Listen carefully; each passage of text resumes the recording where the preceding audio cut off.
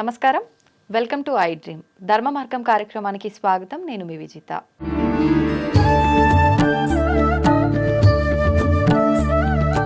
మనందరం కూడా దసరా ముందు వచ్చే నవరాత్రుల్ని శరన్నవరాత్రులుగా పిలుచుకుంటాము, దసరా దేవి నవరాత్రులుగా పిలుచుకుంటాము. నిజంగా అసలు ఈ నవరాత్రులు అనేది ఎందుకు జరుపుకోవాలి, ఏ రకంగా జరుపుకోవాలి, ఏంటి ఈ నవరాత్రుల యొక్క ప్రాముఖ్యత, ఈ నవరాత్రులకి శరన్నవరాత్రులు అనే పేరు ఎందుకు వచ్చింది, ఇలాంటి మరిన్ని విషయాలు గురుగారితో మాట్లాడి తెలుసుకుందాం. ప్రస్తుతం నాతో పాటు ఉన్నారు చిర్రావూరి శ్రీరామ్ శర్మ గారు. వారితో మాట్లాడి మరిన్ని విషయాలు డీటెయిల్గా అడిగి తెలుసుకుందాం. నమస్కారం అండి. నమస్కారం అండి. గురుగారు, మనం దసరా ముందు వచ్చే నవరాత్రుల్ని శరన్నవరాత్రులు అని పిలుచుకుంటూ ఉంటాము. చాలా మంది పేరు తెలియకపోయినా నవరాత్రులు, దసరా నవరాత్రులు అని కూడా అనుకుంటూ ఉంటారు. అసలేంటి ఈ నవరాత్రులు అంటే ఏంటి, ఈ నవరాత్రులకి శరన్నవరాత్రులు అనే పేరు ఎందుకు వచ్చింది, వాటన్నిటి గురించి కూడా తెలియజేయండి. శ్రీమాత్రే నమః. అరుణాంకరుణాతరంగితాక్షీం ధృతపాశాంకుశపుష్పబాణచాపాం అణిమాదిభిరావృతాం మయూఖైరహమిత్యేవ విభావయే భవానీం. ప్రపంచమంతా కూడా శక్తి మీద నడుస్తోంది. అటు నాస్తికులైనా ఆస్తికులైనా సరే ఎనర్జీ అనేటటువంటిది ఒకటి ఉంది. అది ఒక్కొక్క ప్రదేశంలో ఒక్కొక్క రకంగా ఉంటుంది అని ఎవరైనా ఒప్పుకోవాల్సిందే. ఈ శక్తి మీద చేసేటటువంటి రీసెర్చ్ కొంతమంది పూర్వం కొన్ని లక్షల సంవత్సరాల క్రితం చేశారు. ఆ రోజుల్లో వాళ్ళని మహర్షులు అనేవారు. వాళ్ళు చేసిన రీసెర్చ్ అంతా ఎంత సూక్ష్మంగా ఉందంటే, మనకు లలితా సహస్రనామంలో చిచ్చక్తిశ్చేతనారూప జడశక్తిర్జడాత్మిక అని ఉంటుంది ఒక మంత్రం, శ్లోకం. అంటే చైతన్యం ఉన్న పదార్థాలు కొన్ని ఉంటాయి, జడంగా ఉండే పదార్థాలు కొన్ని ఉంటాయి, మూవ్ కానివి. ఈ ప్రదేశాలలో శక్తి ఎక్కడుంది అంటే రాయిలో కూడా శక్తి ఉంది కాబట్టి కొడితే దెబ్బ తగులుతోంది. దాంట్లో ఒక శక్తి ఉంది అని గ్రహించారట వాళ్ళు. ఈ శక్తి అంతా అసలు మూలం ఎక్కడి నుంచి వస్తుంది అని దాని మీద ఆలోచన చేశారట. ఆ ఆలోచనకే తపస్సు అని పేరు. చాలా కాన్సన్ట్రేషన్తో చేయడం వల్ల వాళ్ళకి కొన్ని సత్యాలు వాళ్ళకి కనుగొన్నారు వాళ్ళు.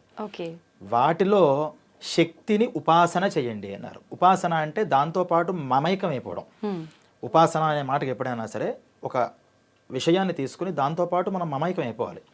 అలా శక్త్యుపాసనా పద్ధతుల్లో ఈ నవరాత్రి అనేటటువంటి అత్యంత ప్రాముఖ్యాన్ని సంతరించుకుంది. వీటికి దసరా అని మనం వ్యవహారంలో చెప్తూ ఉంటాం. అంటే దీని పేరు దశహర అని. దశ అంటే 10 అని, 10ని పోగొడుతుందట దశహర. అంటే ఏంటి 10 అంటే, ప్రతి మనిషికి కూడా కర్మేంద్రియాలు, జ్ఞానేంద్రియాలు అని ఉంటాయి, సెన్సెస్. ఈ కర్మ జ్ఞానేంద్రియాలలో అవి మంచిగా కనుక వెళితే మనిషి మంచి సక్సెస్ఫుల్గా చాలా గొప్పవాడిగా చెప్పబడతాడు. కొంచెం వక్రించి వెళ్ళాడు అంటే అంతే గొప్పగా వాడు మూర్ఖుడు, చాలా చెడ్డవాడు అంటాం. ఇలా పూర్వం ఏదైనా సరే మన సృష్టిలో అక్కడ రికార్డ్ అయి ఉండాలి అంటే అల్టిమేట్ పుణ్యమైనా చేయాలి, లేదా అల్టిమేట్ పాపమైనా చేయాలి. అవే రికార్డులో ఉంటాయి, అవే వేదాలు, వాటిల్లోనే మళ్ళీ పురాణాలు వస్తుంటాయి. ఇలా అల్టిమేట్ పుణ్యాలు దేవతలు చేస్తే అల్టిమేట్ పాపాలు రాక్షసులు చేశారు కాబట్టి మన రాక్షసులు అన్నారు. అయితే ఈ అల్టిమేట్ పుణ్యం చేసే దగ్గర ఏ శక్తి ఉపాసన చేస్తే ఆ పుణ్యం బాగా పెరుగుతుంది అని గ్రహించి పూర్వం ఉన్నటువంటి ఈ మహర్షులందరూ కూడా శక్తితో తదేకం అవ్వాలంటే ఏమిటి మార్గాలు అని వెతికారు. అదేమో శక్తి కనిపించదు కదా, కరెంట్ ఎలాగైతే కనిపించదో ఏ ఎనర్జీ కూడా కనిపించదు.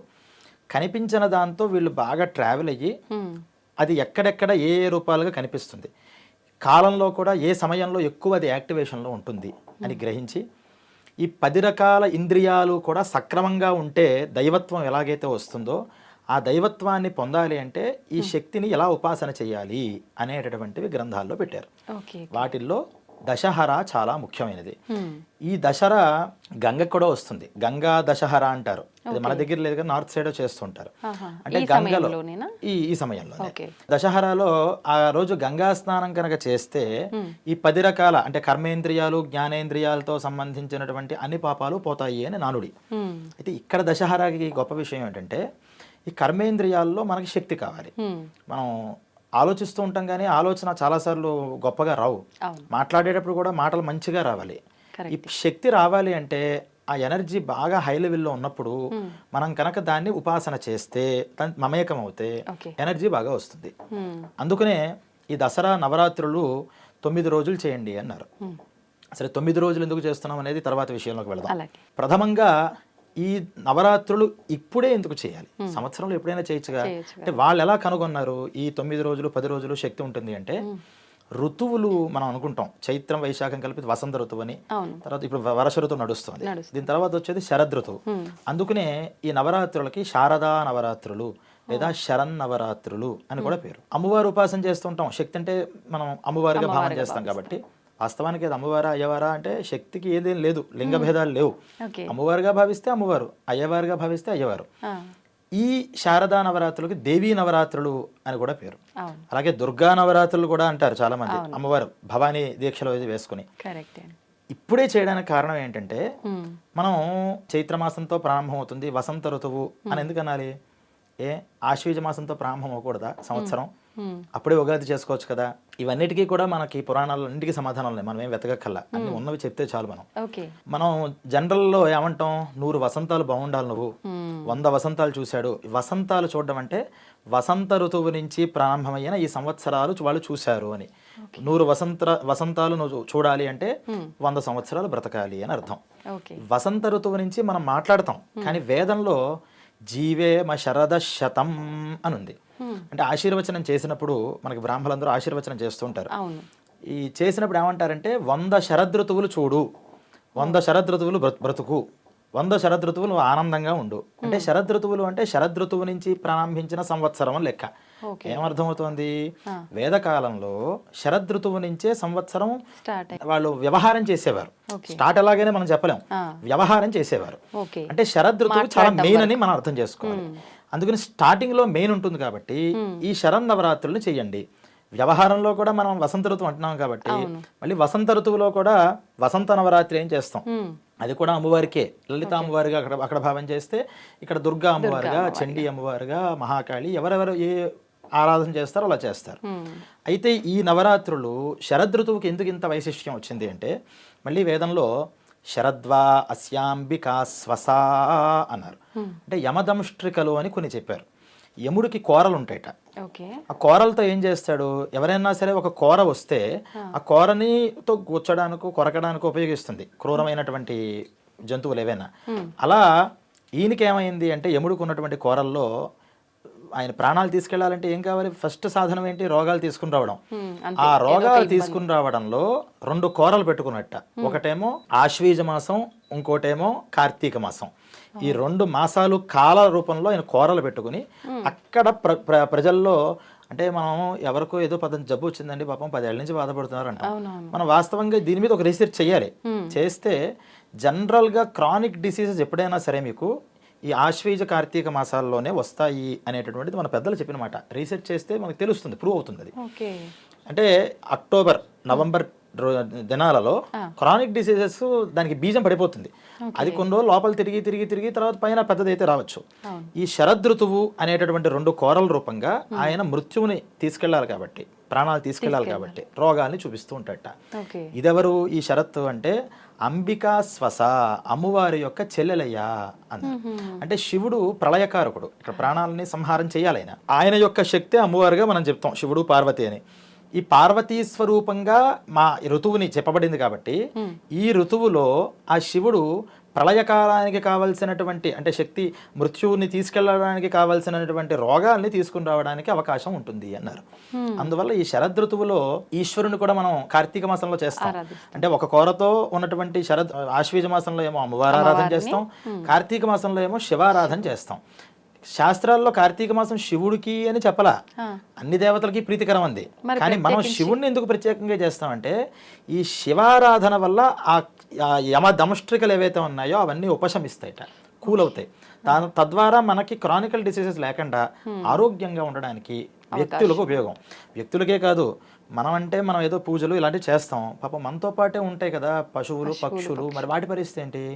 చెట్లు చేమలు ఉంటాయి, మనం బాగున్నా అవి రోగరహితంగా ఉండకపోతే అవి తినడం వల్ల మళ్ళీ మనకి రోగాలు వస్తాయి.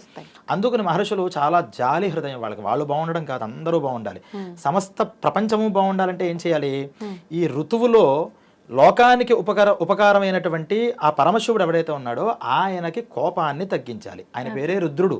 రుద్రుడు అంటే కోపం. ఆ కోపాన్ని తగ్గించాలి. అందువల్ల కార్తీక మాసం పుణ్యమాసం కదా, ఆ కోరతో యముడు మన మీద కాటు వేయకుండా ఈ ఆరాధనని చెయ్యండి అని 2 ఆరాధనలు చెప్పారు. వాటిల్లో స్టార్టింగ్లో ప్రతిదానికి కూడా గ్రావిటీ ఎక్కువ ఉంటుంది. అందువల్ల మొదటి రోజు నుంచి 9 రోజులు చేయమన్నారు. 9 ఎందుకు అంటే 9 అనేది పూర్ణ సంఖ్య అని పేరు. అంటే 1 తర్వాత ఏమొస్తుంది అని అంటే 2 అంటాం, 2 తర్వాత 3, 9 తర్వాత ఏమొస్తుంది 10 అంటే మళ్ళీ 1 0 కదా, కొత్తదేం రాదు, కొత్త నెంబర్ అక్కడతో ఎండ్ అయిపోయింది. అందుకని పూర్ణము అన్నారు. పూర్ణం అంటే పరిపూర్ణం అయింది అక్కడికి. తర్వాత ఏ సంఖ్యలు చెప్పాలన్నా మళ్ళీ అంతకు మునుపు చెప్పినటువంటి సంఖ్యలు కాంబినేషన్ తప్పితే కొత్త నెంబర్ అంటూ లేదు. అందువల్ల ఈ పూర్ణ సంఖ్య ఏదైతే ఉందో ఆ పూర్ణత్వం మనం సాధించాల్సిన ప్రగతిలో పూర్ణత్వాన్ని చేసేలా ఉండాలి అని ఒకటి. ఇంకోటి 9 రోజులు చేసేటటువంటి దానికి మనకి దుర్గా సప్తశతి అని అమ్మవారికి చాలా ప్రీతికరమైన స్తోత్రం. దాంట్లో చెప్తూ అమ్మవారు కొన్ని కోట్ల మంది రాక్షసుల్ని సంహారం చేసిందిట. అసలు అది పెద్ద చాలా చరిత్ర అద్భుతంగా ఉంటుంది చూడడానికి, వినడానికి కూడా. దాంట్లో ముఖ్యమైన ఘట్టాలు చెప్పుకున్నా. దాంట్లో ముఖ్యంగా అంటే ఈ కోట్ల మంది పేర్లు గుర్తుండవు కదా, అసలు వాళ్ళ నడిపేవాళ్ళు ఎవరయ్యా అని హెడ్లను చూశారు. చూస్తే 9 మంది వచ్చారు వాళ్ళు. దాన్నే అమ్మవారి ధ్యాన శ్లోకంలో చెప్తూ మాతర్మే మధుకైట భగ్ని మహిష ప్రాణాపహారోద్యమే అని చెప్తారు. అంటే అమ్మవారు ఏం చేసిందంటే ఫస్ట్ మధువు కైటభుడు అనేటటువంటి 2 రాక్షసుల్ని సంహారం చేసిందట. అంటే 2తో పాటు 1 కోట్ల మంది ఉన్నారు, మెయిన్ వీళ్ళిద్దరు.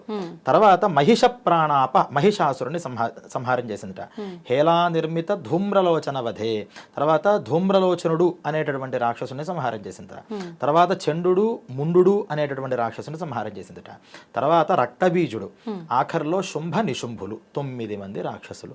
9 మంది రాక్షసుల్ని చంపావు కదమ్మా. ఈ రాక్షసులు అంటే ఎవరు? పాపానికి పరాకాష్ఠ. పాపం అంటే ఏంటి? దుఃఖం ఇచ్చేది. కాబట్టి అంత గొప్ప పాపనైతే నేను కాదు, నేనేదో చిన్న పాపాలు ఏవో చేసుంటాను. అన్నే నువ్వు సింపుల్గా అలాగా వాటిని చంపేసి లోకానికి నువ్వు చక్కగా అనుగ్రహం చేసావు అంటే, నేనేవో చిన్న పాపాలు చేసేవాడిని, నేను స్మరణ చేసినా అసలు నువ్వు ఎలా సంహారం చేసావో అదొక్కసారి నేను తెలుసుకున్నా అది నాకంతా పోతుంది. కాబట్టి నా దురితం అనేక జన్మల పాపం ఏదైతే ఉందో అదంతా పోగొట్టు అని ప్రార్థన చేస్తారు.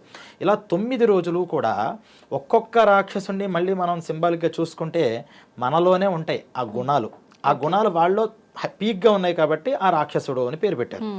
ఇది జరగలేదా, ఊరికే పెట్టారా అంటే పెట్టారు, జరిగింది. ఎలా జరిగింది?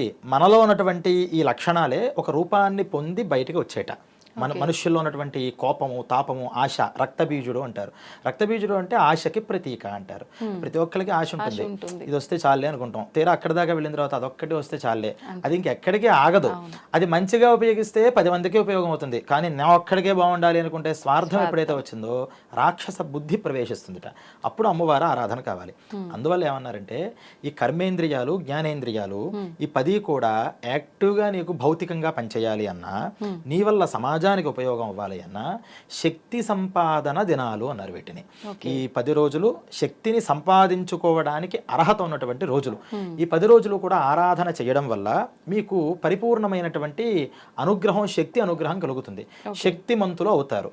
దాంట్లోనే సౌందర్యలహరి అనేటటువంటి ఒక స్తోత్రంలో శంకరాచార్య స్వామి వారు ఫస్ట్ శ్లోకంలోనూ శివశక్త్యాయుక్తో యది భవతి శక్త ప్రభవితుం అట.